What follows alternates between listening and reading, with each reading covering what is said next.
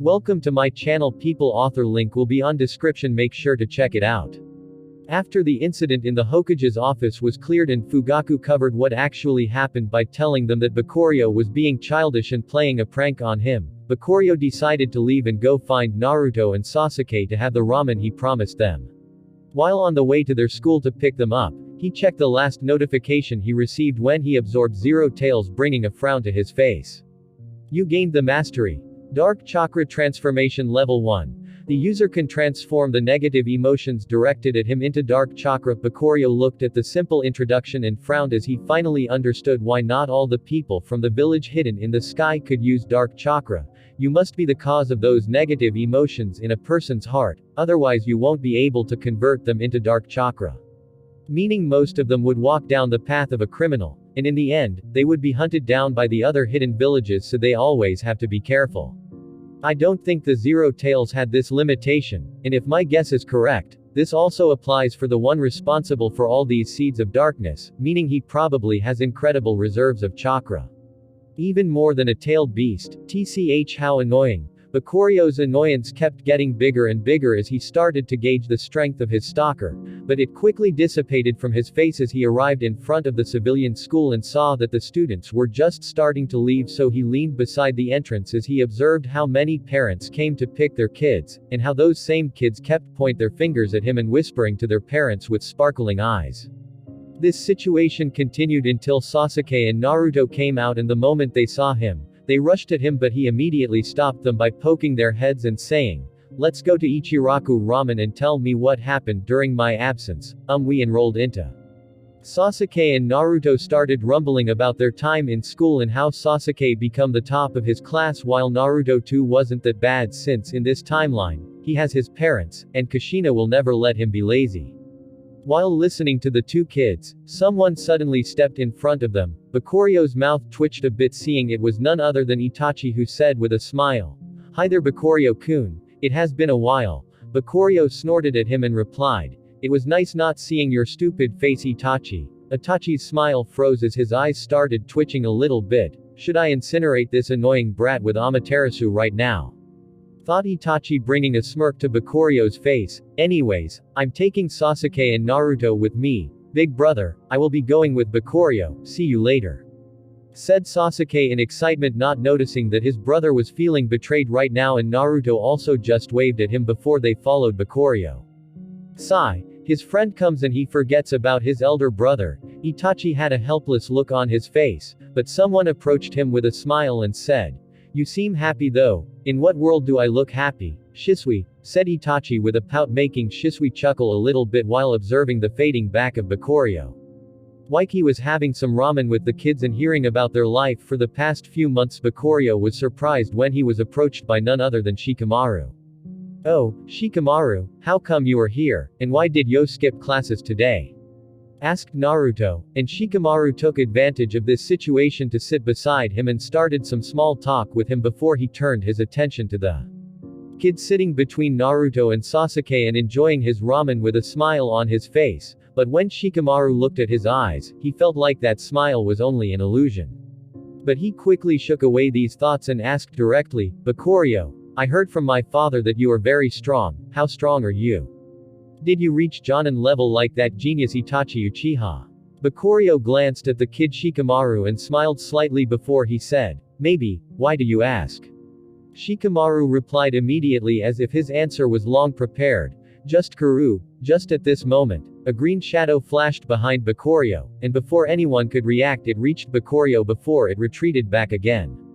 The normal civilians in the ramen shop didn't see what happened at all, and even kids aspiring to be ninjas didn't see what happened, but in reality, Bakurio had just exchanged a few moves against his sudden attacker before the latter retreated and said, "It seems Kakashi's praise of you isn't for nothing." It was none other than Guy, who had an excited look in his eyes filled with his aura of youth, and Bakurio noticed that he didn't have a seed of darkness, which brought a genuine smile to his face as he said, "Long time no see, Guy." "Oh, so you still remember me? This is nice, ha ha ha ha," said Guy with a huge toothy grin. They only met briefly during the incident with Furito, but they didn't interact much. "Of course, who would forget a weirdo like you, and why did you attack Bakurio?" said Naruto while looking at Guy's tight suit with a weird look in his eyes, while Shikamaru simply stared with wide eyes at just what happened. It seems like father was right, this weirdo is an actual Jonin and yet he still fended him off easily without moving from his seat. Meanwhile, hearing what Naruto said and seeing the look on Sasuke's face that said he was going to attack at any moment, Guy let out a laugh before he said, "Let's train together later and see whose youth shines brighter." "Are you crazy? Why would Bako?" Sasuke was about to mock Guy, but to his surprise, Bakurio replied saying with a terrifying grin, "Sure, but you will have to go all out." Guy felt like he was being stared at by a huge monster, but he wasn't fazed at all. Instead, his fighting spirit ignited even more. "Great, I will be waiting for you," he said before he left. After this incident, Bakurio went back home and enjoyed his time for a few days to relieve the stress of having to go blind countless times to enhance his abilities. During this time, many people visited him after hearing about his presence, but the most prominent one was Hiashi and his family, including the shy Hinata and her baby sister Hanabi. But the reason it was so prominent was because Mukai also visited at the same time with his wife and 2 kids, and another kid Neji Hyuga, which made the joyful atmosphere in the house tense. Mukai, this troublemaker, seeing the slight smirk on his face, Bakurio knew for sure that Mukai timed his visit on purpose with the Hyuga family for some reason, and indeed it didn't take long for Hiashi to ask, "Neji, what are you doing here?" During this timeline, he wasn't as cold to Neji since his wife was still alive, but he still had to maintain the prestige of his main family. Seeing how Hinata was looking at her father worriedly and how Neji was slightly scared and hid behind Mukai, Bakurio's heart finally softened and approached Neji with a smile. "What's your name?" Neji was slightly hesitant, but seeing that the kid in front of him had a friendly smile on his face, he replied, "N Neji Hyuga." "Oh, then that's fine. You are always welcome in my house," said Bakurio with a smile as he wrapped his hand around Neji's neck and said, "Come, let me introduce you to Naruto and Sasuke. I'm sure you know them, right? This is..." Hiashi didn't know how to approach this matter since Bakurio seemed to accept Neji just because he was a Hyuga, which made him appreciate the gesture, but something kept bugging him, and that thing was the ugly smirk on Mukai's face, as well as the aching injuries he had from this same hateful guy. The reason Hiashi was mad at Mukai is very simple. Mukai barged into their clan's compound and beat most of their people. Even Hiashi failed to beat him, which was a huge blow to the clan's pride and their main bloodline's BS when the person that beat them had a barely awakened Byakugan. And to make matters worse, Mukai threatened them saying that he would spread the news about what happened today if they don't give him Neji, and he would even do it again if they tried to deny it. He was very cruel after all. The Hokage didn't want to involve himself in these murky waters and considered it an internal affair of the Hyuga clan, not to mention that Mukai was friends with Bakurio, so Hiashi, who was under a lot of pressure from the elders of his clan, felt lost and wanted to discuss it with Bakurio today. But things seemed to only be getting worse, especially when he saw the protective looks on both Kushina disguised and Makoto's faces when they stared at Neji. Meanwhile, after settling Neji to play with Naruto and Sasuke along with Hinata, Bakurio returned to the grown-ups room, but not without shooting Mukai a hateful glare for using him like this, and he would make sure this guy will pay for it. Then he turned around and seeing the conflicted look on Hiashi's face, Bakurio went straight to the point and said, "Care to explain what's going on, Mukai?" Mukai's remained silent, prompting a glare from his wife, who was holding their youngest child, while the other one, Murata, the 3 years old who recovered from his terrible illness, for some reason climbed into Bakurio's back and kept playing with his hair, causing the women to giggle at the huge contrast with his serious face when he was looking at Mukai. Pressured by his wife's glare, Mukai finally gave up and said, "Not much, I just took a stroll to the Hyuga compound, and maybe, just maybe punched a few annoying old people, that's all." Bakurio could see a few veins popping on Hiashi's head, so he concluded that the situation was as Mukai described, but x100 worse. "You bastard, you call heavily injuring 3 elders and causing other serious injuries to tens of other clan members a stroll?" Hiashi's outburst didn't faze Mukai at all, as he simply shrugged and said, "They attacked me first, what am I supposed to do, dude? You barged into their own house, what do you expect?" thought Bakurio, and almost laughed at how ridiculous Mukai was, and hearing this unapologetic response, Hiashi started gritting his teeth and wanted nothing more than chalk the hateful guy in front of him to death. But he knew he couldn't do it. Hiyashi, I know what Mukai did was absolutely wrong, but. Bakurio suddenly turned to Hiyashi and said with a cold look on his face, don't you think that what your main family is doing to their own people is even worse? Not to mention, Mukai isn't an emotional and hot-blooded person, I'm sure he did this for a reason, right?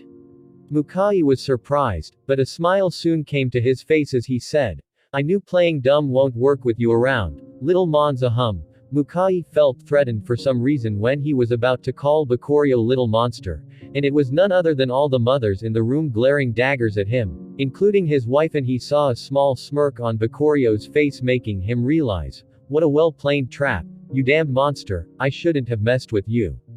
We will talk when we go back home, said his wife with a warm smile on her face making him shiver slightly. I hate my life, thought Mukai regretfully. Meanwhile, Hiyashi had an angry look on his face. Clearly he didn't like the implication of Bakurio's words about their family's tradition that were enslaving their own people, so he slapped the table angrily, startling the kids playing outside, especially Neji. We are simply following the words of our ancestors to preserve the purity of our bloodline. The disguised Kushina was about to say something, but Bakurio interrupted her with his hand and said, I understand your feelings, I'm sure you don't see them that way, but can you say for sure that the rest of your clan elders think the same as you do? Can you really say for certain that they don't consider them disposable pawns? Hiyashi's expression twitched slightly, and Bakurio understood that he was different. Different because his own twin brother who wasn't part of the main family gave his life away just to save him, and yet Neji, his son, still had to suffer. This chain of darkness needs to be broken, thought Bakurio with a cold look hidden deeply in his eyes as some startling thoughts swirled inside his head. It's possible that Black Zetsu had a hand in the current Hyuga tradition the same way he did with the Uchiha. Or maybe something else completely. Maybe even Black Zetsu isn't just a puppet made by Kagaya. TCH, this is annoying. Meanwhile, Hiyashi remained silent since he couldn't rebuke Bakurio's words, but the anger on his face didn't fade away until Mukai spoke. Hiyashi, do you know why my ancestors separated from the Hyuga clan a long time ago? I will offer you a hint. It wasn't because of our weak bloodline. In fact, our bloodline isn't that much weaker from the main bloodline. Hiyashi frowned slightly before he replied. I don't know. Mukai looked at him coldly before he replied. My Kohinata family's ancestors gained a mutation in their bloodline different from the main one. Instead of unlocking the Byakugan, we gained strong talents in training taijutsu, to the point that we even begin to surpass the main bloodline that relied heavily on the abilities granted by their Byakugan, so what do you think they decided to do to us? Hiyashi remained silent, not wanting to reply, but Mukai replied with a murderous look in his eyes. They decided to eradicate us, and no one was to be spared, whether they were the old, the young or the women, none. Everyone in the room held their breaths as the usually laid-back Mukai revealed his true self, a monster among monsters in this world filled with powerhouses. Impossible, there's no way the main family would eradicate you when they have the curse mark to control the other branches. They could even order you to die directly even if you have a weaker bloodline, said Hiyashi with certainty. However, Mukai quickly crushed his wishful thinking. Indeed, that would be the case if we had a normal bloodline, but the mutation in our bloodline made us resistant to the curse mark. It still affected my ancestors who had it, but it didn't deprive them completely out of their free will. That's why they were able to fight back and eventually escape from their clutches, and give us, the next generations, the freedom human beings deserved, but it wasn't without losses, many losses in fact. Hiyashi was left speechless, and he finally understood slightly why Mukai attacked their clan the way he did without care. You understand, right? Bakurio pointed at Mukai and said to Hiyashi, your clan could have been many times stronger if not for its stupid rules, a rule they disgustingly disguised as them trying to protect their eyes being stolen in the case of someone's death to the enemy, but is it really the case? I wonder how many talents your clan lost because of this. Hiyashi remained silent again, as the image of his brother Hazashi kept flashing through his head. Was it really the right thing to do to sacrifice Hazashi? He was even more talented than me and much more worthy of being the clan head, and yet, just because I was born slightly before him Hiyashi was conflicted until Bakurio said, maybe you alone can't change this, but you have my help if you decide to create a change. I'm sure we can knock some sense in the heads of those elders of yours. Hiyashi was startled, and he could see everyone nodding at him silently, warming his heart slightly, but the nice atmosphere was broken by a childish voice saying, "Count me in. I will beat all of them up." This was of course, the dense Naruto, who got excited while overhearing the conversation with the rest of the kids who didn't listen to Hinata, who tried to stop them, and Sasuke tried to stop him from speaking by closing his mouth with his hands, but it was too late. Everyone was a high-level ninja and noticed them a long time ago, but since they made it so obvious, a punishment was going to follow, and Kushina looked at them with her hair floating slightly in a crazy manner, saying, "Oh, you kids like to eavesdrop, huh?" Naruto, who was struggling against Sasuke, suddenly went stiff, staring at his mother, sore. However, before he could finish his apology, Kushina was already in front of him and they all got their punishment except for the well-mannered Hinata, who got a pat on the head making her blush. Meanwhile, after some contemplation, Hiyashi finally gave his response. "I appreciate your help, but this is a matter of the Hyuga clan, and I will solve it with my own hands." Seeing the determination on Hiyashi's face, Bakurio simply nodded with a smile and said, "I respect your resolve, but my offer is always open for you." Hiyashi smiled back and the rest were the same, including Kushina, who was lecturing the kids before they finally started enjoying their time properly. Meanwhile, the elders of the Hyuga family felt a chill suddenly, but they were unaware that a storm will slowly visit them, a storm created by their own clan head.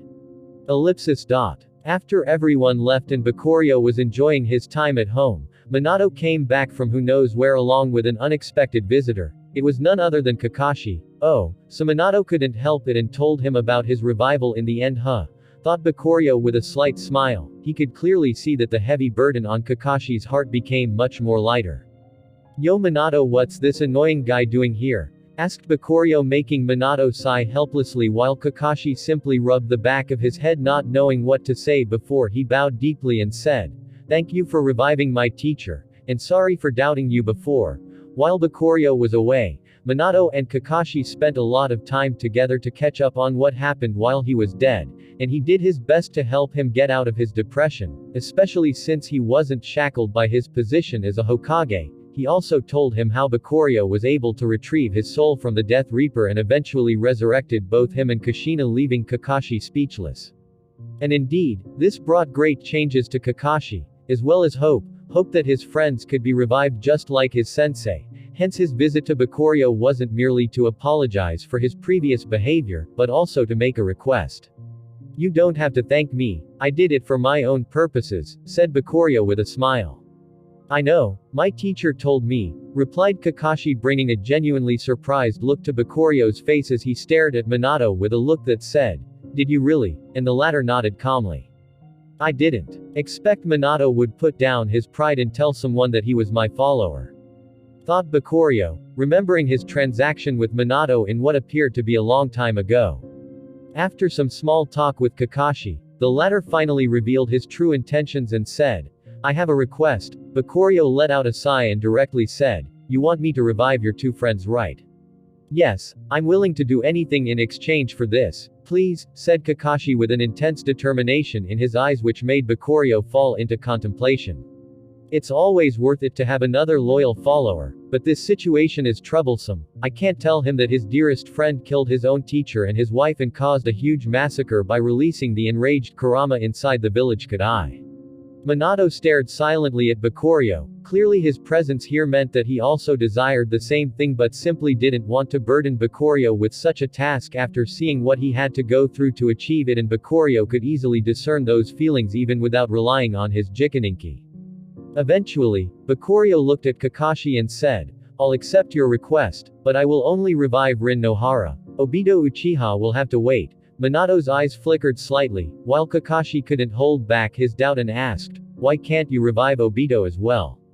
Surely if he can revive two powerful people like his teacher and his wife, he could definitely do the same to weaker people like Obito and Rin, right?" This was what Kakashi was thinking, and Bakurio simply answered with, "It's a limitation of my ability. It weakens me a lot. I have things to do that requires my full power in the near future, but don't worry. You will also get your other friend in the future." Bakurio decided to reply with a mix of truth and lies. He promised him that he will meet his friend in the future, but he never said that he needed to revive him for that. He also said the truth about needing to be at full power in the near future, but it was a lie that the revival process would weaken him. So, Kakashi easily believed him in the end. While Minato simply watched silently, making Bakurio feel uncomfortable. Damn, this guy is too smart for his own good, thought Bakurio, while Kakashi replied with a sincere look saying, I will be eternally grateful, even reviving Rin alone is a huge debt I could never fully repay. As long as you are loyal, you don't have to worry about repaying it. I believe Minato already told you everything you need to know. Go prepare her body for me, replied Bakurio, prompting another bow from Kakashi both to him and his teacher that gave him this opportunity, the opportunity to fix his greatest regret of killing his own friend, before he turned around and left, leaving Minato and Bakurio alone staring at each other silently.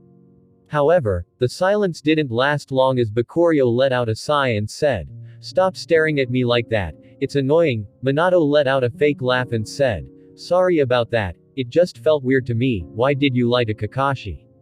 This guy and his terrifying instincts, does he also have a Jikaninki or what? Thought Bakurio in annoyance before he replied helplessly saying, I lied for his own good, and yours. Minato was surprised slightly as countless thoughts swirled inside his mind, but he simply couldn't guess what was going on. But it was something concerning one of his students, so he couldn't rest until he understood what was going on. Please tell me. Seeing Minato like this made Bakurio hesitant. He didn't want to hurt his feelings, and telling him that his student Obito killed the two of them despite the fact that in his heart, he loved him more than the other two, and even his wife felt the same even though she argued with Obito a lot, but she always dreamt about one thing, to have a son like him who can be bright and forthright, and grows up to be just like Obito. Letting out a long sigh, Bakurio said, Tell Kushina and Kurama to come here, this is something they need to hear as well. He decided to tell them, and he immediately started to make some changes to his plans.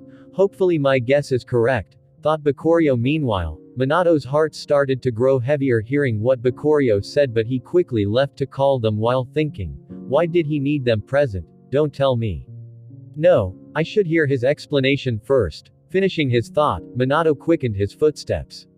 A few minutes later, everyone was assembled in the living room. Kurama was laying lazily with closed eyes, not interested in Minato's student, while Kushina and Minato started seriously at Bakurio, waiting for him to begin speaking, and he simply let out a sigh before he started his explanation, directly dropping a bomb on them. The reason why I can't revive Obito is simply because he isn't dead. Minato stared silently at Bakurio in shock while Kushina stood to her feet and exclaimed, Are you serious, Bakurio?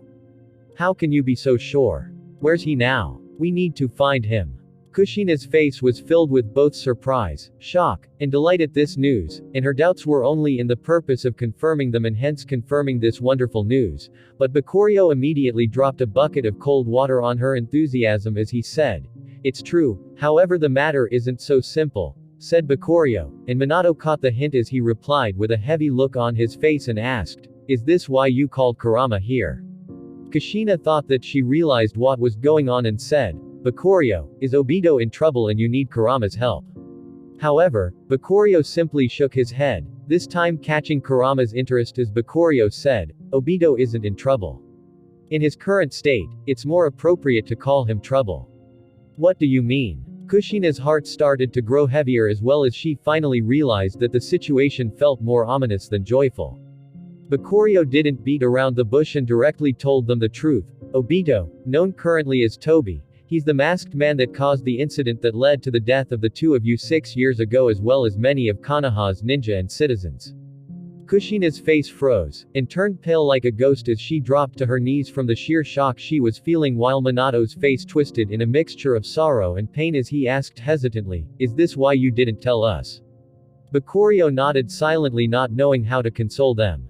Meanwhile, Kurama's eyes were filled with hatred at the thought of the person that used him. Why? Just why? Asked Kushina while staring at the empty space in front of her. This news was too shocking for her as she never expected that the boy she loved so dearly like a son would be the one that took her life and caused a lot of suffering.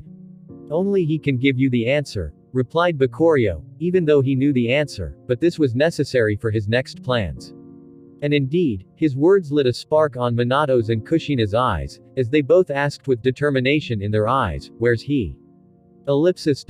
Hearing Kushina's question, Bakurio stared at Minato silently before he said, I'm not sure about his current location, but I know you left a mark on him during your fight 6 years ago and you can teleport to him at any time. However, I suggest you don't act for now. Is that true, Minato? Asked Kushina hurriedly, and Minato nodded back with a hint of shock hidden deeply in his eyes, surprised that Bakurio knew even this and couldn't help but think about the great Toad Sage that wasn't able to predict his future. Then we should go right away.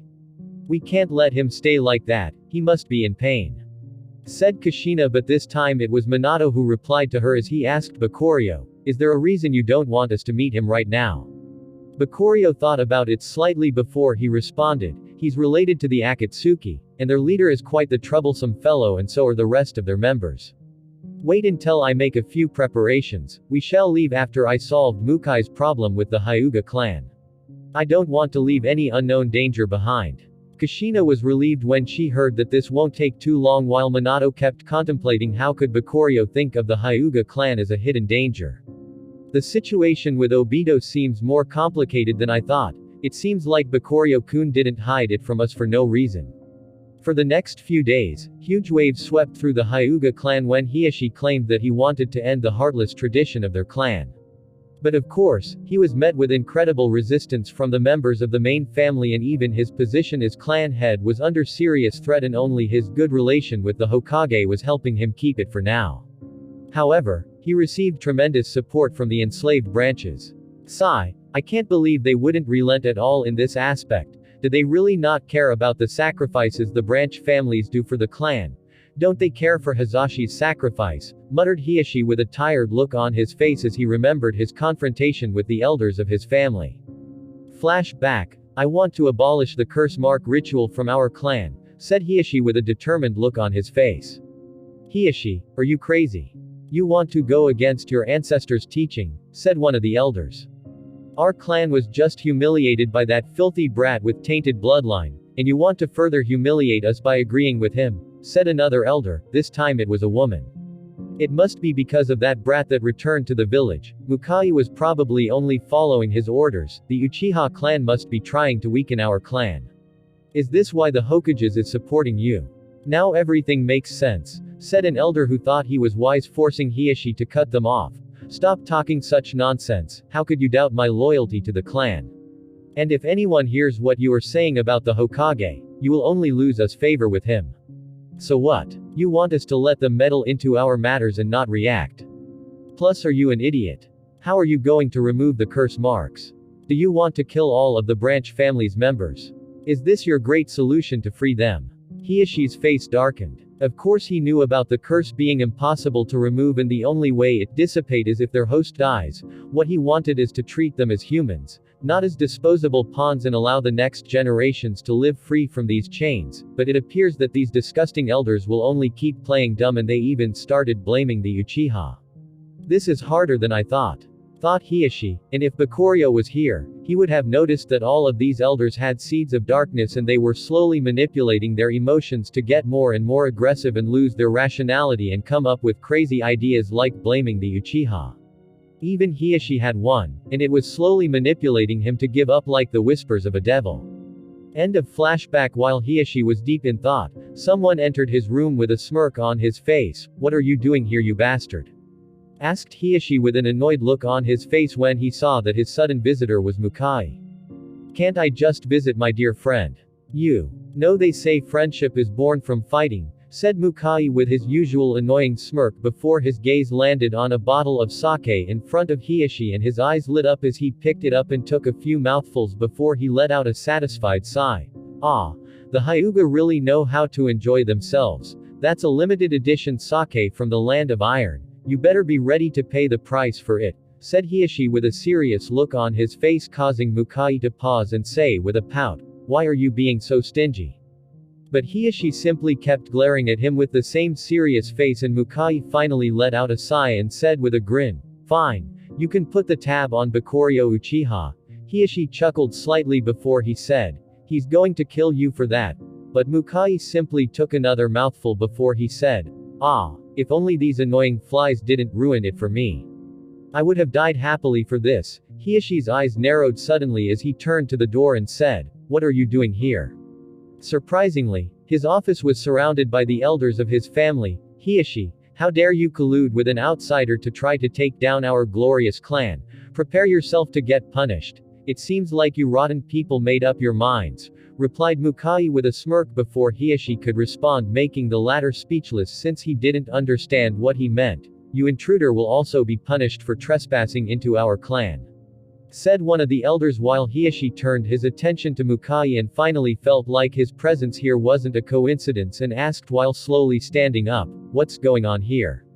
Mukai shrugged and said, it's pretty obvious, they plan to get rid of you since you do not follow their ways and they can't control you, just like what happened to my Kohinata clan. At the end, Mukai turned solemn and so did Hiashi as he stared at his elders before activating his Byakugan and noticed the situation outside. Many Jonin from the main and branch families were waiting for the order to attack at any moment, and those from the branch families were standing with ugly expressions, clearly they were forced to be here. I see. Hiashi let out a sigh and felt completely hopeless by his clan's actions. I was too naive to think I could change a tradition of many generations just by words, and now I'm going to pay the price. What going to happen to my family? Asked Hiashi, worried about his wife and daughters since he couldn't find them inside the clan's compound, but no one responded to him, letting him know the extent of their cruelty. Hiashi lost all hope and was ready to fight to the death, but that's when Mukai suddenly chuckled. Do you really think you have the advantage in numbers? Shut up. You descendant from a traitorous branch. No clan is allowed to interfere in our internal matters, so don't hope for any reinforcements, said one of the elders with an arrogant look, but Mukai's smile only widened while the elders felt their spines tingling as a strong aura of death covered all of the Hyuga compound. Of course, the Hyuga are going to get their revenge with their own hands, said Mukai with a twisted grin, and to the shock of the elders who activated their Byakugan to see what was going on, they noticed that a dark aura of death covered all of the members from the branch families and they started falling one after another before the aura disappeared. Who dares attack our clan? Show yourself, yelled one of the elders, but he couldn't detect the user of such a weird power, and then to their shock, the branch members they thought were killed slowly rose up, and different from the struggling looks they had earlier, now their eyes were clear and filled with hope as tears fell from their eyes and one of them slowly removed the head guard he was wearing to hide his curse, and surprisingly it was gone, their shackles were removed. Now the numbers are on our side, said Mukai with a twisted grin while Hiashi stared with wide eyes. We are free, muttered a Hyuga from a branch family absent-mindedly before his brain suddenly realized what he just said and he yelled excitedly, we are free. Just how they died and rose from their ashes with unshackled bodies, this shout allowed their spirits to be free as they realized what just happened, and they all yelled, we are free, and they suddenly started sobbing, both the man and woman alike. What are you doing, you idiots? Quick, kill these traitors or you will also be punished, yelled one of the elders hysterically, but Mukai walked toward him with a warm smile and said, let me help you get rid of your remaining brain cell. And his hand flowed gently through the air in a chopping motion, appearing to be in slow motion as everyone could see it clearly. Yet they felt frozen as they could only stare at such a work of art without being able to react to it, and they only woke from the trance-like state when Mukai's movement stopped and he took a huge mouthful of sake before he said, ah, this won't be enough for today's celebration. And then with the same smile on his face, he turned around from the elder and started walking to another one who mocked him. You think it's wise to turn your back to Hikaru? Mukai tilted his head slightly, appearing to be pondering before he answered with a smirk while pointing behind him, who is Hai and who's Karu?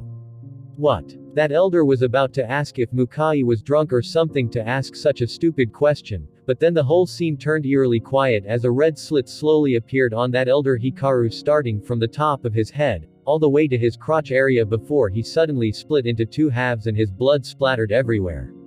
What kind of sorcery is this? Said one of the elders while the one Mukai was walking towards froze in fear and his face turned blue as he said in disbelief, impossible, impossible, how could you kill Elder Hikaru so easily? You are not a human, you are a monster. Seeing the fearful looks the people of the main family were sending him, Mukai let out a faint smile as he remembered the aura of death that removed the curse marks just now before he said, you guys have yet to see what a real monster looks like, before he turned to the people of the branch families and said, let's put an end to this heartless tradition.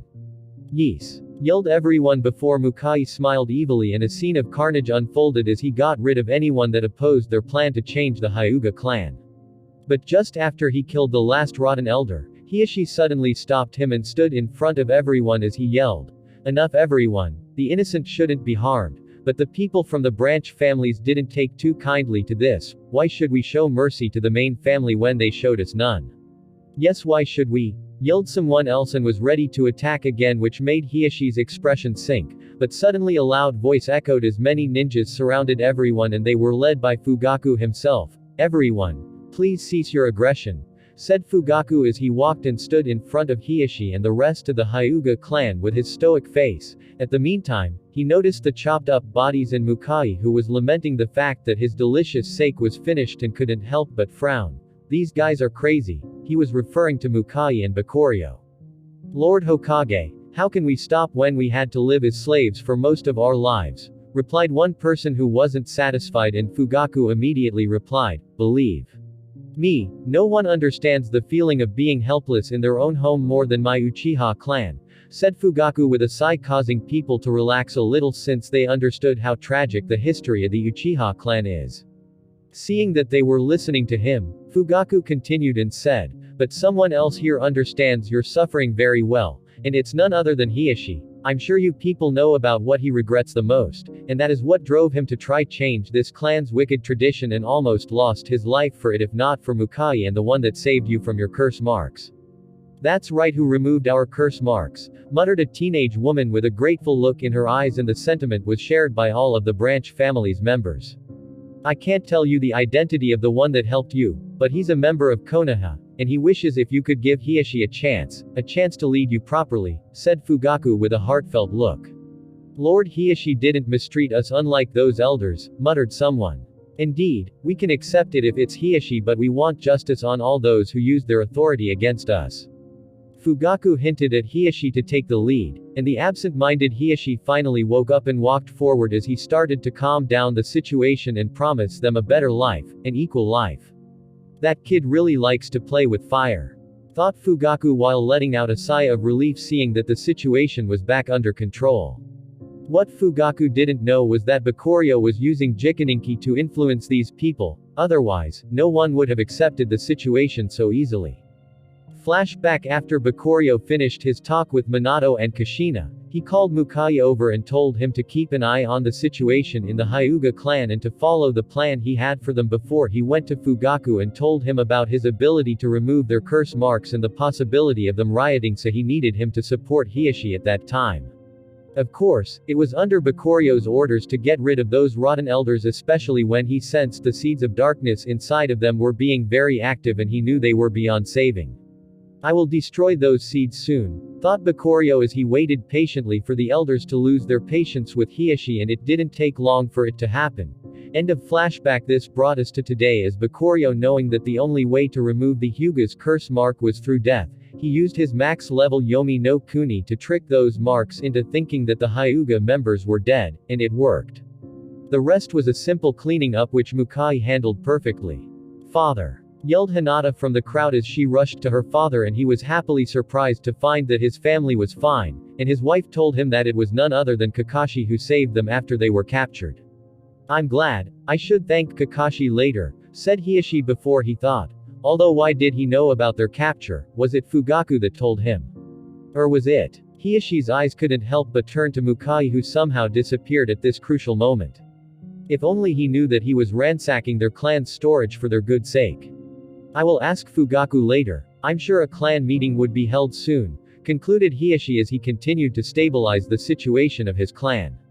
Meanwhile, disguised as one of the ninjas that came with Fugaku, Bakurio was about to retreat back to his home since he was done with today's mission, but suddenly, Mukai appeared beside him. "Yo, Bakurio, that was so cool. How did you make them all fall unconscious?" said Mukai with a smirk, and Bakurio's eyes couldn't help but drift to the tens of jugs of sake he was carrying and frowned. Hiashi's going to kill him for sure. While going back as Mukai was tagging along, Bakurio couldn't help but ask, "You improved a lot in your taijutsu. I didn't expect to see you create a new style by merging medical jutsu with the gentle fist." Mukai almost dropped his jugs hearing Bakurio easily discern the idea behind his new cool jutsu, and seeing his shocked look, Bakurio chuckled slightly and said, "Why are you surprised? I've spent a lot of time with Orochimaru learning medical ninjutsu. You think I didn't notice you doing the same? This kid is annoying as ever," thought Mukai before he replied with a grin, "What do you think? Aren't I the strongest taijutsu user ever? I named that style the sharp fist." Mukai's medical knowledge didn't start just from our time with Orochimaru. He learned a lot when his son Murata was ill trying to find a cure for him, and recently when Bakurio gave him the full techniques the Hyugas had, he was able to create this new one, a very deadly fighting style. Sharp fist, huh? I like it, and yes, you are probably the strongest right now in terms of taijutsu, but in the near future someone will surpass you. And with his taijutsu alone, he would surpass even the level of Hashirama and Madara, said Bakurio with a smile as he thought about the green creep he had yet to spare with. Meanwhile, Mukai froze slightly. Surpass Hashirama and Madara. Is he serious? But he could tell that Bakurio wasn't lying, and this lit a fire in his heart as he asked, "Who's it?" Bakurio smiled at him and said, "Well, come find me early tomorrow and I might tell you. TCH, you are doing this just to annoy me, aren't you?" said Mukai, and Bakurio grinned at him before he said, "Bingo, you are correct. Unfortunately, there's no prize for you, see you tomorrow," before he disappeared from his sight. TCH, annoying brat, thought Mukai before he went home to see his family as well. After Bakurio got away from Mukai, his eyes couldn't help but light up thanks to a notification he received from his system right after the incident in the Hyuga clan was over. Quest: Shackled Clan. Save the Hyuga clan from their idiotic traditions which will allow them to unlock their true potential. Rewards. Hyuga Bloodline 50%, 100,000 points completed. Hyuga Bloodline, huh? But how will this work with me already having a Sharingan? If I recall correctly, Hagoromo had a Byakugan before he awakened his Sharingan, but after that awakening, he wasn't shown using his Byakugan anymore. Was it because his Uchiha bloodline was higher, or is there another reason? Bakurio was conflicted since he didn't want to accept this bloodline and risk losing his Sharingan, but then he couldn't help but think, so far, my different bloodlines didn't affect each other, but I will create a save point just in case. After making his decision, Bakurio accepted the reward of this mission without hesitation.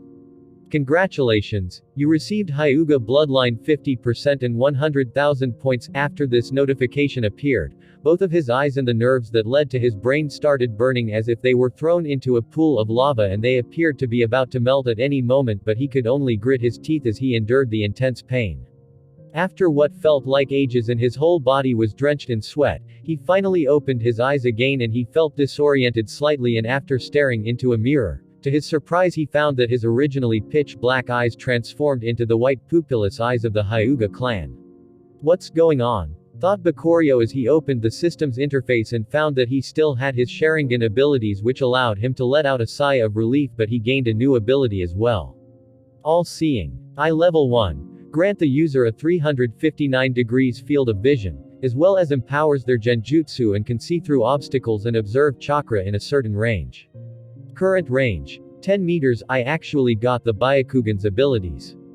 Bakurio was delighted and quickly activated it, and he instantly felt his blood and chakra rushing through his eyes and suddenly found himself seeing everything around him in a range of 10 meters, including Kushina, who was preparing dinner happily, and after focusing on her, his vision moved and saw her chakra channels and the vast amount of chakra she had. After deactivating it, he decided to activate his Sharingan, and as usual, his eyes turned into his 3-Tomo Sharingan and he had all his usual abilities. Is this because of the system that I retained the abilities of both bloodlines? Or is it something else? Thought Bakurio before he suddenly had a great idea. What if I used them both at the same time? Driven by his curiosity, Bakurio immediately put this idea to the test and immediately regretted it as he felt a terrifying amount of information rushing to his mind concerning his surroundings, and the world around him completely slowed down as he gained a terrifying level of clarity, because to his surprise, he could even see the nature energy drifting through the sky, but he also saw something else, faint dark chakra floating from people's hearts and rising into the air before leaving his sight. What is that? questioned Bakurio before he suddenly felt a terrible ache in his head, and he knew this pain very well. His chakra was completely exhausted. Ah, the consumption is far more than I thought, muttered Bakurio while glancing at his drained chakra bar, but a notification soon appeared in front of him, startling him. Congratulations. You gained the ability Eye of Truth, a new ability worthy of its name, thought Bakurio before he remembered the chakra rising from the dark seeds like a beacon and his heart became slightly heavier. I need to hasten my plan, he thought as he glanced at the crescent moon that was slowly rising in the night sky. After gaining this new bloodline, Bakurio simply kept his Sharingan activated permanently to hide the fact that he has the Hyuga bloodline for now, and it wasn't that storage since many people from the Uchiha clan do this, such as Shisui. And the next day, he was visited by Mukai early in the morning before even the birds started chirping, and Minato sleepily opened the door for him and said, "Oh Mukai, why are you visiting so early in the morning?" Mukai smirked slightly before he said, "Of course, it's to annoy Bakurio, please wake him up." Minato had some dark lines on his face as he remembered how Kushina kicked him out of bed and told him to see who was knocking. "You are annoying me, you bastard," thought Minato before he let out a helpless sigh and told him to wake up Bakurio by himself. Fine. Mukai's smile spelled nothing but trouble, but Minato wanted to see him in pain, so he let him do as he pleased with a cold smile on his face. As Mukai entered the house, he directly opened the door to Bakurio's room and was ready to splash him with a water jutsu, water style, water splash jut. But before he could finish his hand sign, Bakurio suddenly opened his blood-red eyes, surprising Mukai as 10 lethal kunai flew at him from hidden locations in the room, and at the same time, Bakurio sent a kick to his jaw, but Mukai calmly avoided everything while deflecting those he couldn't dodge, including Bakurio's kick, but it was only a feint as Bakurio twisted midair and kicked him with his other foot, sending him stumbling out of the room. TCH. Brat, why are you sleeping with your Sharingan activated? Asked Mukai in bewilderment, but he only received a snort from Bakurio. It seems like you want to have some fun with Kurama. Mukai, remembering the annoying fox that was playing somewhere recently, he flinched slightly before he said with a warm smile, "I just came to wake you up. Believe me, I came in peace." But suddenly, Bakurio vanished from his vision and he received a painful kick to the ass. "If you try anything like that again in the future, the thing that greets your ass would be one of my lethal kunai," said Bakurio with a devilish smile as Mukai rubbed his aching ass with a nervous look on his face while thinking, "I couldn't react at all just now. What the hell was that jutsu?" This was the power of Bakurio's blink skill, which he rarely uses. "So, who's this guy you are saying will surpass me in taijutsu?" asked Mukai with intrigue as both he and Bakurio walked to one of Konoha's training grounds, and the latter simply replied, "You will soon find out." He's still mad at me, thought Mukai as his butt still ached slightly from Bakurio's kick, but his attention was suddenly attracted to the training ground as he could hear a voice struggling to count. 856, 857.858. Mukai couldn't help but sigh in disappointment before he shot Bakurio a condescending look and said, "Are you serious? You are comparing me to someone who can only do 800 something of a physical exercise." Bakurio ignored him and kept walking, prompting Mukai to let out a sigh and follow him while complaining constantly. That is until his eyes landed at guy who was doing push-ups on one hand while carrying a huge boulder on his back, and Mukai's jaw almost dropped to the floor after seeing this. 900, 901, 902. Guy was sweating rivers from all over his body and he was clearly struggling, but he kept pushing himself to surpass his limits. Mukai's expression finally grew solemn as he saw the unshakable look on Guy's face, and any traces of the disdain he had before had completely vanished by now. They observed Guy silently and waited for him to finish his push-ups, and he soon collapsed after reaching 1000 and started breathing heavily and gasping for air. "Hey, how's he going to spar with us if he's already so exhausted?" asked Mukai while pointing at Guy, who finally noticed their presence. Bakurio, you are here. Don't worry friend, I was just warming up. I haven't even started training yet, said Guy while grinning widely and giving them a thumbs up.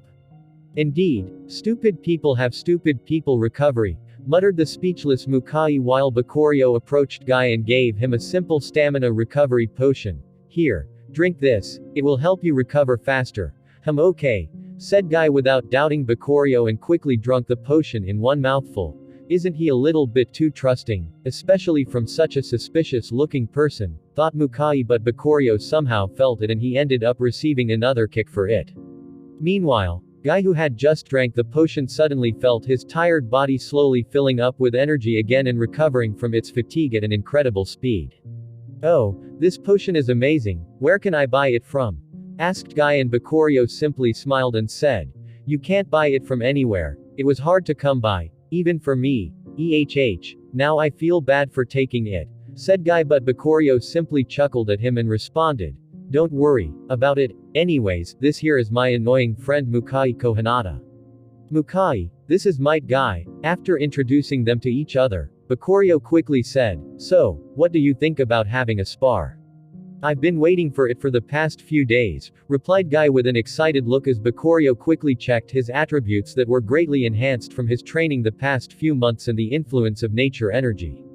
Attributes STR 134330 Agi 1252405 206 Bit 251300 Sta 340560 Spi 760 910. This was the limit of his current body as it was limited by his age, but he might be able to improve it using Dark Chakra, which he will research once he leaves the village. "Let's start then," thought Bakurio before he instantly rushed at Guy without using his chakra to enhance himself. And Guy did the same as they immediately clashed, causing a huge shockwave to pass through the training ground as Guy tried to kick Bakurio and the latter did the same. Shin to shin, the best test for their durability. And surprisingly, Guy didn't as much as flinch while Bakurio frowned slightly at the pain he was feeling since he felt like he just hit his leg into a steel pillar. "His conditioning is way beyond me at the moment," thought Bakurio as he imagined the countless hours Guy spent kicking trees to condition his shins before he barely dodged another kick by him. "We are at around the same speed. This is not normal. As for his strength, I can't determine it yet." After making his initial assessment, Bakurio's movement changed slightly and he started mixing feints into his attacks as well as using his Sharingan to read and learn from Guy's movement, pushing him back slightly.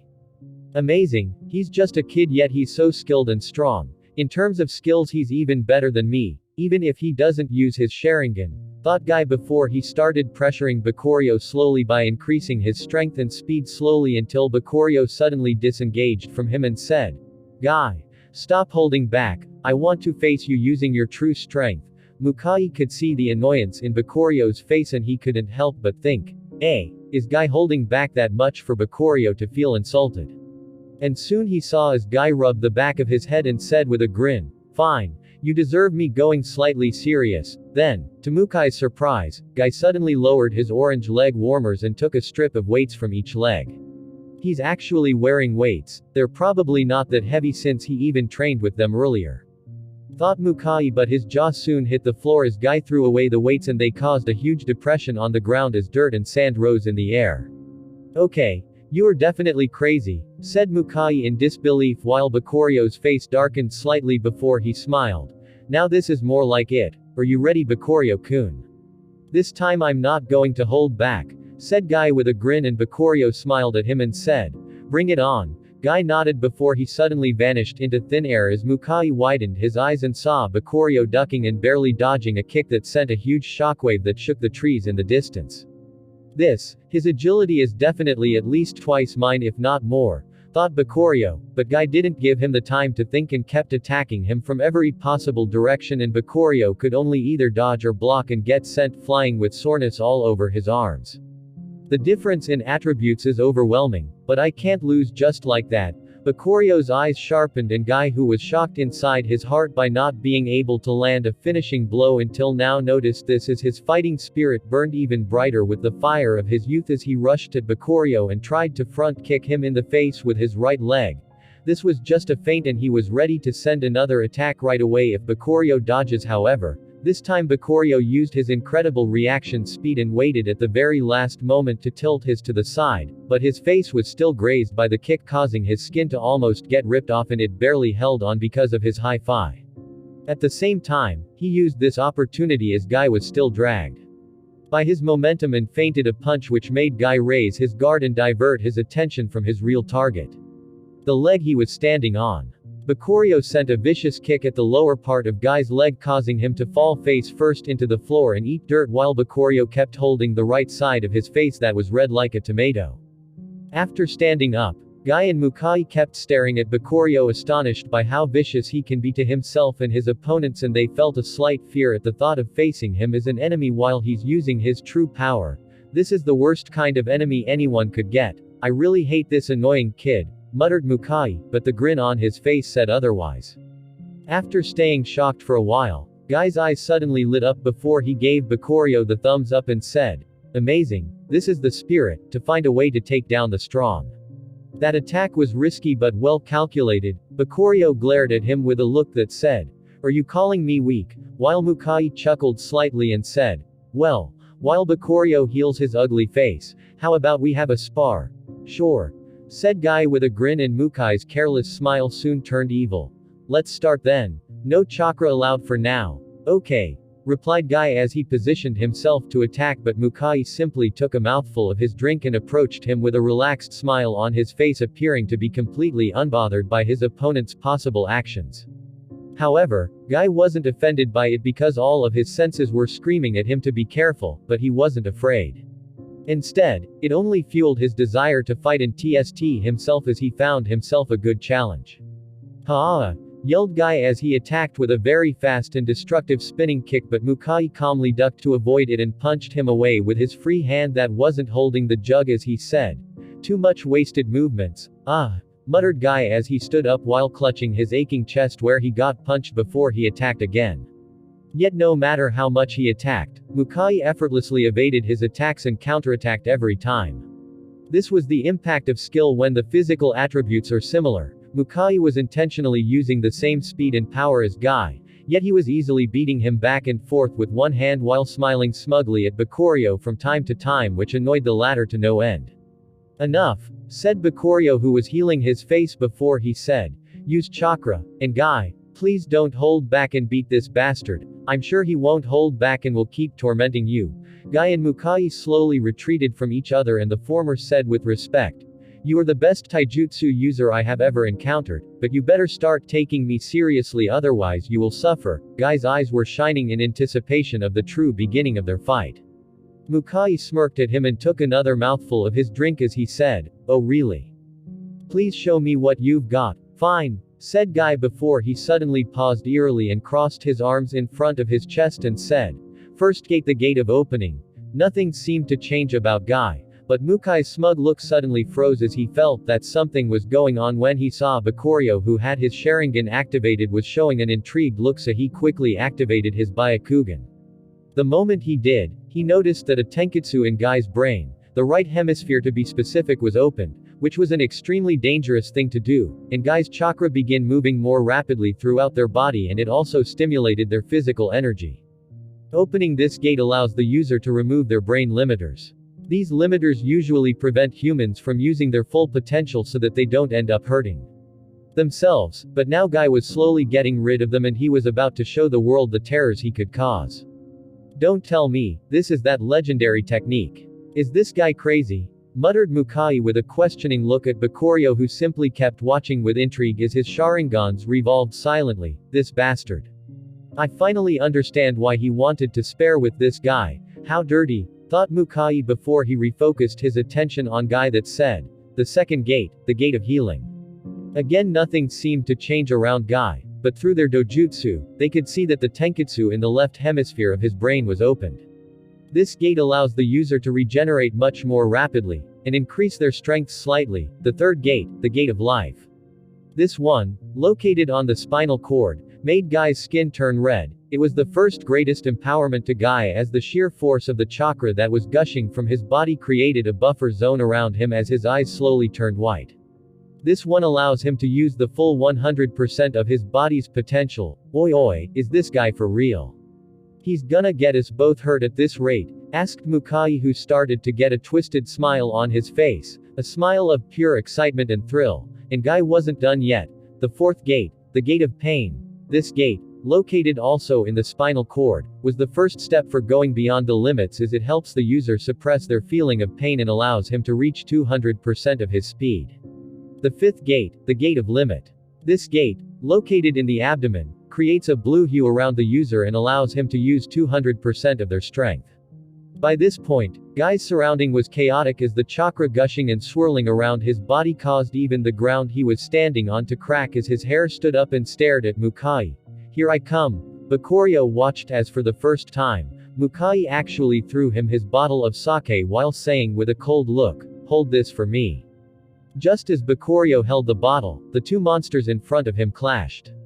Huge shockwaves caused the ground in tens of meters to crack and huge winds roared through the training ground and threatened to uproot the trees. Amazing, Mukai's actually matching him in speed and strength easily. Bakurio was amazed as he watched Mukai's perfect control of his chakra to use it to increase his speed, as well as the way he used the Hyuga's gentle fist to nullify Guy's attacks easily. Their fight went on for a few seconds, and Guy, seeing that he wasn't getting the upper hand despite all of this, resolved himself and muttered, "Konoha's strong whirlwind." Before he suddenly disappeared at an even faster speed and appeared behind Mukai while using his famous backward spinning kick, and he put all of his strength into it. But Mukai was able to react fast enough with his Byakugan and turned around at the right moment and used a highly concentrated 8 trigrams vacuum palm. Guy's leg hit the compressed air in front of Mukai's palm and he couldn't touch it at all before he was sent flying away and smashed into a few trees before he stopped and cancelled his 8 gates jutsu and kept breathing heavily and wincing in pain since he felt his legs slightly cracking after this attack, and let's not talk about what happened to his muscles. Meanwhile, Mukai stood there silently while staring at his own arm. It was filled with lacerations and deep cuts that reached all the way to his bones. Bakurio quickly went to fetch Guy, who already fell unconscious, and looked at Mukai. "What do you think?" Mukai let out a long sigh before he said, "If this was a fight to the death, I could have killed him many times by now, but if he were to open the rest of the gate, I will have no chance in beating him, especially if uses the 8th gate. My loss would be carved in stone, and so is his death." Bakurio was intrigued. "You were right, since the 6th and 7th gates increase the speed and strength of the user by around 500% respectively. But I'm surprised, do you really think you might survive if he uses the 8th gate on you?" Mukai shrugged and confidently said, "Well, I haven't seen it, so we can't tell how much it will increase his attributes and for how long. I think I can stall until he burn out." "Ha ha ha ha." Bakurio couldn't help but laugh loudly, startling Mukai before he said, "Listen Mukai, never provoke someone who can open all 8 gates. Your chances of dying are 100%, buddy. The 8th gate is a whole different deal. Now let's get you two treated." Mukai stared weirdly at Bakurio, who was carrying Guy on his back and walking toward Konoha's hospital silently before a new light flashed through his eyes, the light to grow even stronger. Ellipsis. In the hospital, Bakurio was scolded by Tsunade for allowing such a thing to happen to Guy, but he only put all the blame on the two fighters in question who didn't know how to hold back and ran away back home. While being treated by Tsunade in the hospital, she noticed that Mukai appeared absent-minded, which made her ask, "Why did you two go so far?" Mukai stared at her slightly before he responded with a shrug. "We didn't use our full strength. He was holding back, and so was I." "You idiot. You almost ruined his leg," said Tsunade as she punched him in the head, causing a bump to appear on it, but he didn't bother dodging it. "Damn you Bakurio, leaving me alone with this annoying woman," he thought before his mind drifted to the scene of Guy unlocking the 8 gates. As an outsider of Konoha that was only picked up by Hiruzen, who invited him to his Anbu because of his amazing skills, he always felt like an outsider during his stay here since people didn't completely trust him, so he wasn't allowed to train such a forbidden technique like the 8th gates despite his great desire for it, and that desire slowly died down when his son fell ill and he had to stay with him at all times to earn enough money and take care of him, so he couldn't risk training such a dangerous jutsu. However, now things are different, thought Mukai as Bakurio's figure appeared in his head with his son Murata jumping on his back and playing with his hair. "Even if I die, my family will be okay with him around, but I'm sure even if I do, he won't leave me dead for long." A small relaxed smile appeared on Mukai's face, surprising Tsunade. "Why's he smiling? Did I hit him too hard in the head?" she thought, but she was unaware that Mukai, for the first time in his life, felt free from all of his shackles. This was a turning point in his life that was going to give birth to a terrifying monster, For he was the most talented Kohanada clan member that inherited their purest bloodline, and he was going to unleash its full potential. During his journey back home, Bakurio kept replaying the fight between Guy and Mukai inside his head, and the more he did, the more intrigued he felt. The 8 gates are indeed overpowered, but seeing the state it left Guy in after only using up to the 5th gate, it appears that I will have to try to find a way to fix it before it becomes a viable fighting solution for me. Bakurio kept thinking about how to fix this huge flaw in the 8 gates, including using Orochimaru's jutsu to possess a new body after using it, but this one has a huge cooldown and is the same as being forced to wait 3 years each time he uses it, not to mention that he will be forced to sacrifice his current body, which was a no-no for him. The other solution would be to use it alongside Tsunade's regeneration jutsu, but he felt like it would only make the duration of the jutsu shorter, since that jutsu shortens the lifespan of its user. After thinking about many things, he couldn't help but notice some kids playing around with toy kunai pretending to be ninjas, and he was attracted to the dark color of the kunai.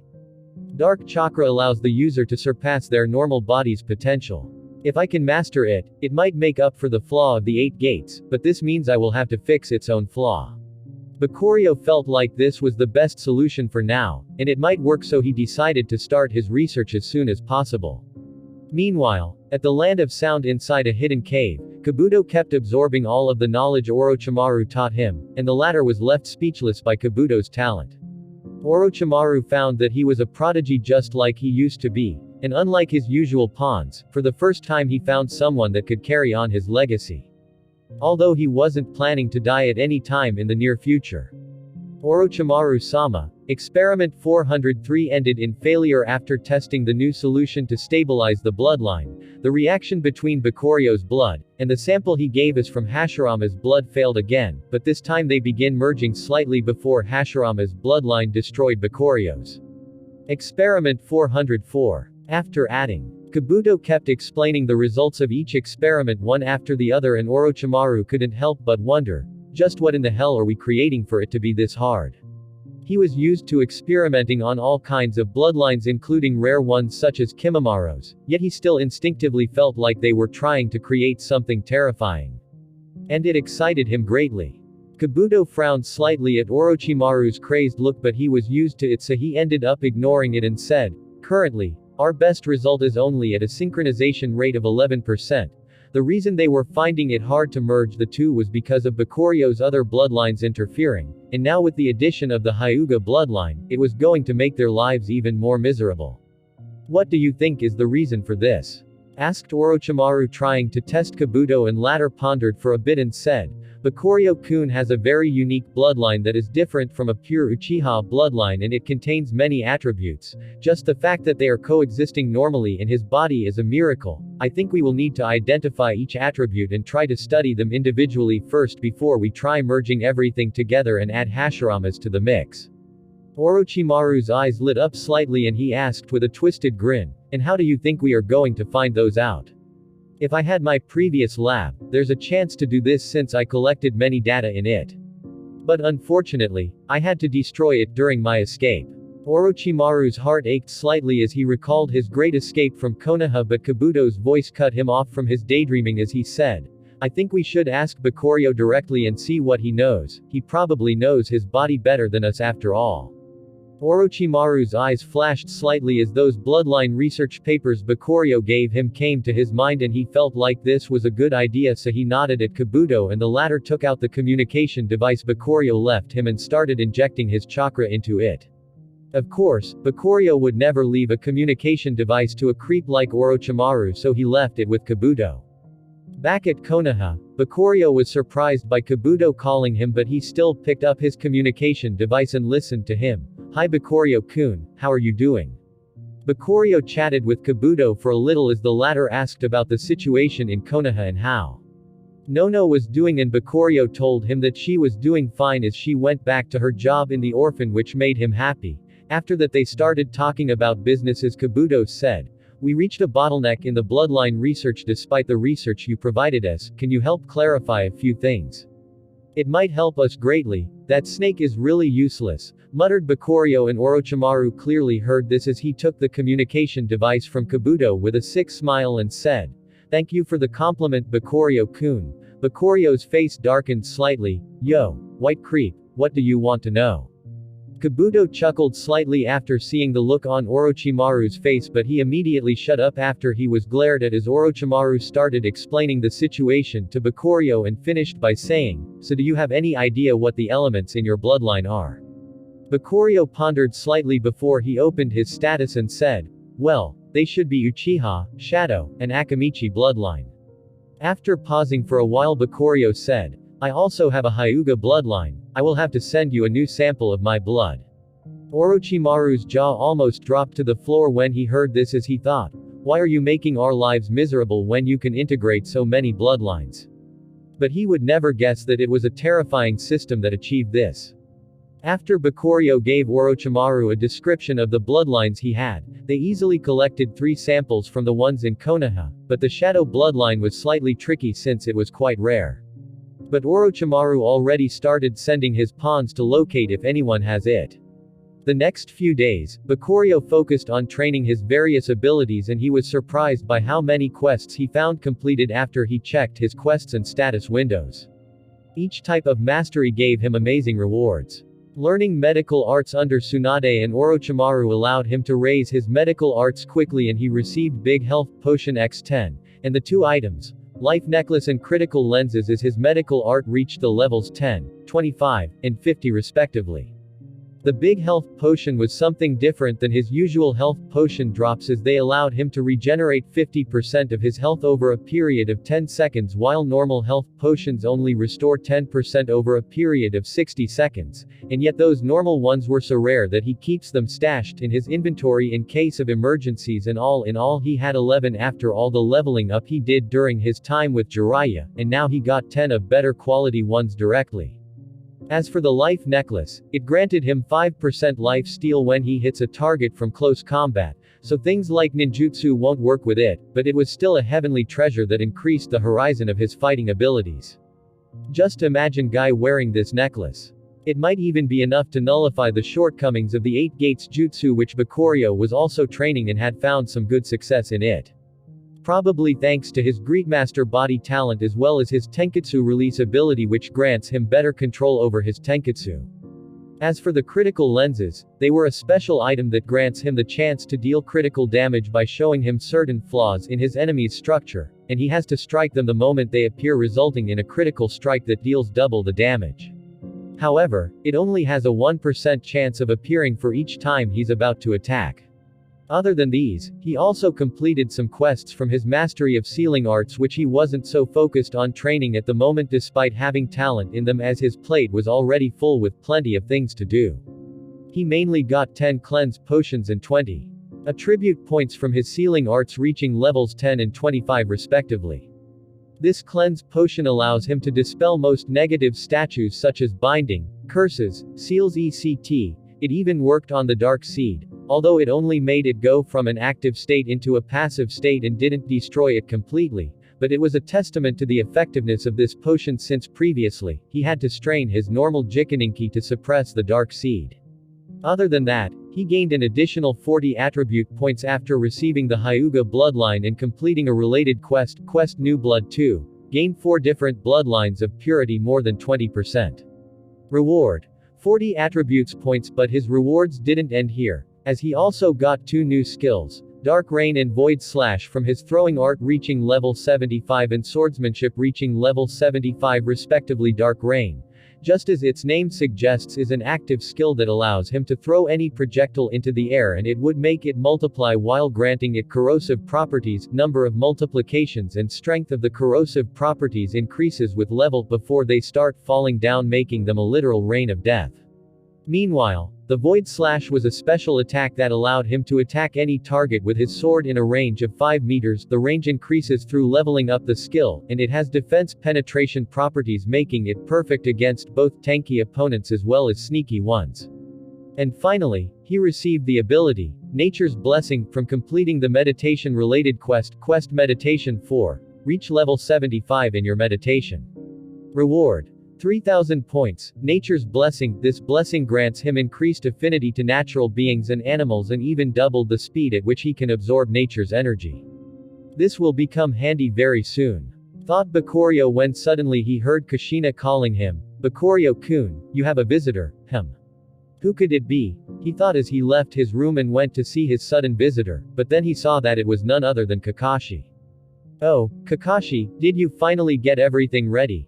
Asked Bakurio, and Kakashi nodded at him with a slightly excited and nervous expression at the same time before he said, yes, teacher is waiting for us. Oh, I will come with you too, said Kushina suddenly since she missed Rin a lot and couldn't wait to see her again. Bakurio nodded at her and started following Kakashi before he asked, by the way, what took you so long? Was he busy because of the Hyuga incident or what? Thought Bakurio curiously, but Kakashi shrugged and said, it was tough getting our hand on a pair of Sharingan, and it's not easy to ask the Hokage for something like this since he has a responsibility to protect his clan, so I was even contemplating using my Sharingan despite it not being enough, but teacher somehow convinced Fugaku-sama to give him a pair. I see, muttered Bakurio as he remembered how Fugaku didn't like the idea when he asked him for a pair as well. But it wasn't his problem this time, they wanted to resurrect Rin, so they had to get all the ingredients needed by themselves, he was merely a cook. After walking for a while, they arrived at Kakashi's house and Bakurio noticed that it seemed clean. Probably Kakashi cleaned it just for Rin, or maybe this is his idea of a clean start, who knows. Bakurio, you are here, said Minato, and Bakurio could see that he was also nervous and excited just like Kakashi, but he could also sense that he was feeling relieved. Yup, let's start, said Bakurio, and Kushina frowned slightly and said, are you sure you don't need a medical ninja? She was worried for him, but Bakurio learned medical ninjutsu and can heal himself quickly. Don't worry, I will be fine, said Bakurio with reassuring smile before he nodded at Minato, and the latter offered him a pair of Sharingans and Bakurio slowly put them on coldly without even flinching as he approached the coffin that contained Rin. Kakashi watched all of this silently, and he finally understood why his teacher was reluctant to ask him for this favor. He knew what it feels like to lose an eye, not to mention two. And he had to do it twice. Then he watched how Rin's body began recovering at a rapid speed before she completely recovered, and Bakurio picked her from the coffin and laid her down on a bed nearby. Why's she still not awake? Asked Kakashi with a worried look, fearing that whatever sorcery Bakurio was doing might have failed, and his heart ached seeing the recovered Rin having no heartbeat. The currently blind Bakurio from using Izanami and Izanagi turned to him and said, you expect a dead person to wake up suddenly? That would be creepy. Before he eerily removed the two blind Sharingans and picked his own from a specially prepared container and put them on one by one and started healing himself at the same time while his high vitality helped to increase his regeneration, and soon, he was back to his normal state, although with bloodstains still on his face. Now then, let's bring Rin back, muttered Bakurio before he stared at Kakashi and said, Yomi no Kuni. Current status, stat value, name Bakurio Uchiha, level 2548, health 11,466 chakra, 24,920 stamina, 5600 attributes, stragi 5 EITSTASPI 300 quadrillion 240 trillion 280 billion 300 million 560,910 free attribute points 320 240 plus 20 plus 40 plus 20 mastery close combat fighting. Level 8796 swordsmanship. Level 7482 throwing art. Level 7477 sealing art. Level 2345 medical art. Level 65 chakra control. Level 7895 meditation. Level 5381 fire chakra transformation. Level 6175 wind chakra transformation. Level 3275 water chakra transformation. Level 3675 lightning chakra transformation. Level 1075 earth chakra transformation. Level 875 yin chakra transformation. Level 5175 yang chakra transformation. Level 5675 dark chakra transformation. Level 3 skills Kekkei Genkei eye of insight. Level 7286 eye of hypnotism. Level 7583 Yomi no Kuni. Level 100 Hai Jikaninki. Level 1 Susano. Level 3145 all-seeing eye. Level 13 Eye of Truth. Level 2 Space-Time Summon. Quintuple Rashomon. Level 41 Summon. Lesser Skeleton. Level 36 Blink. Level 42 50 General 812 Ninjutsu, Fire 8, Wind 10, Water 9, Lightning 7, Earth 9, Yin 5, Yang 5 10 Taijutsu, Gentle Fist. Level 40 8 Trigrams Palms Revolving Heaven. Level 67 8 Trigrams Vacuum Palm. Level 51 8 Trigrams Vacuum Wall Palm. Level 32 8 Trigrams Palms. Level 60 Burning Aura. Level 35 51 8 Gates Release. Level 15 Shurikenjutsu 3 Dark Rain. Level 1 Kenjutsu, Swift Sword Style. Level 38 43 Void Slash. Level 1 Juinjutsu, Dark Touch. Level 11 25 Senjutsu, Nature Chakra Absorption. Level 42 67 Strength Sage Mode. Level 50 Genjutsu, Fuinjutsu, Abilities, Save and Load, Appraisal, Map, Tenketsu Release Blessing of the Elements, Nature's Blessing, Reinforced Heart, Rebirth from the Ashes Bloodlines, Uchiha 50%, Hyuga 50%. Akamichi 30%. Shadow 35%. Talents Body Greedmaster, Chakra Master, Cooking, Sealing Advanced, Hunter Medium. Thank you for listening guys, see you in the next part.